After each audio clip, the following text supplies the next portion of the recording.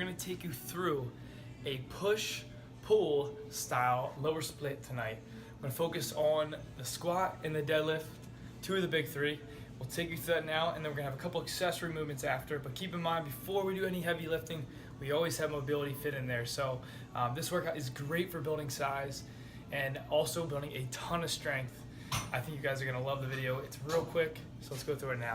So like I was saying, we start off the workout with a circuit of mobility work. So the reason we're doing mobility is we are trying to open up the hips, improve our range of motion, so ultimately we have more strength, more output. So that's going to carry over to more strength long term and also more muscle. So the first movement was hip openers. Then we move into a cross sack squat. I love this one. You grab onto a pole, you rotate each side, 15 reps on each side. Then we go into a squat to stand. This one's great too. You're going to touch your toes. You're going to come down to a squat and then squat back up with the hands overhead. So again, guys, this is the whole point behind this is we're doing three main movements, 2 rounds through in a circuit fashion, just really trying to open up those hips. Then we get a hip circle. Now this is like a resistance band. We're going to put it around our knees, and the whole point is we're going to open the hips up again with a lateral walk back and forth. We're trying to open everything up. Then we go into a forward and back walk. Again, 15 each side steps, trying to open up the hips, and really so we have all that power when we go into this and we're not going to injure ourselves. So then we go into, see, I'm all about that preparation. I'm all about being prepared and warmed up prior to the heavy lifting. So we do a set of sumo deadlifts, 30% of the 1 rep max. This is again like 2 sets of 10, just trying to warm up everything. And then we go into the heavy lifting. Now this is where every workout I tried to have, or not I do, I put one of the big three at least in the workouts. And what I mean by that is either the squat, the bench, the deadlift. We do that multiple times a week, but right here we are starting off with the sumo deadlift, and this is for 70% of our 1 rep max, a set of 8. We're doing this 3 times, and then we're going to rest 3 minutes in between. So 3 minutes in between, and the whole point is, you'll see on this, is that my hips came a little bit high. You want to keep those hips, you don't want them to come up before everything else does. So it should be one fluent, gradual motion. So it's something I need to work on a little bit. But then after that lift, we go into the squat. Now we do the same warm-up fashion as we did for the deadlift.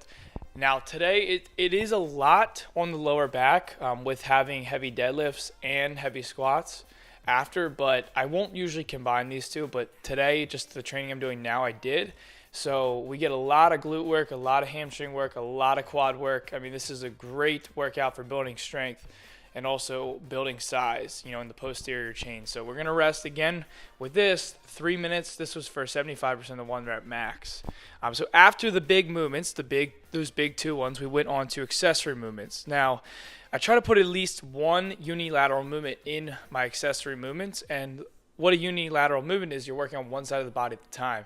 Now, the whole purpose behind that is you're trying to build stability, strength, and also, I mean, this is great for athletic ability. I mean, as an athlete or as anything if you play a sport, if you're on one side of the body at a time. The whole point behind this is when you're training on one side of the body, it's going to carry over to one of those things. And this is just going to help you with your squat, your bench, your deadlift, all that good stuff, building a lot of power and strength. Then we go on to a Nordic curl. I love this movement. It is one of my favorites. We have a 4-second eccentric.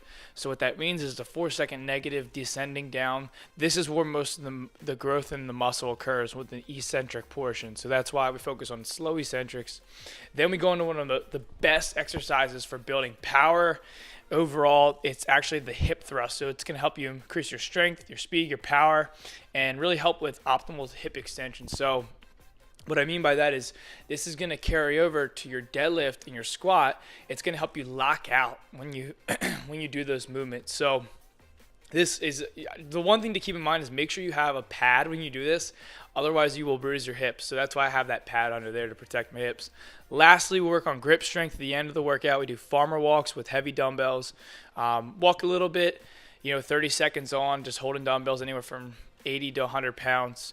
And that is it, guys. So I know I talked really fast, but I hope you enjoyed the video. We will see you in the next one. Take care.